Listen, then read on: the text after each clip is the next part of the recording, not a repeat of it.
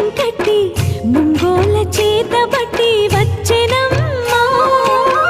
గోవిందుడే కోక చుట్టి గోపెమ్మ వేషం కట్టి ముంగోల చేతబట్టి వచ్చెనమ్మా.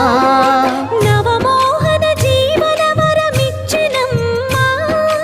ఇకపై ఇంకెప్పుడు నీ చేయి విడిచి వెళ్ళనని చేతిలోన చెయ్యేసి ఒట్టేసెనమ్మా.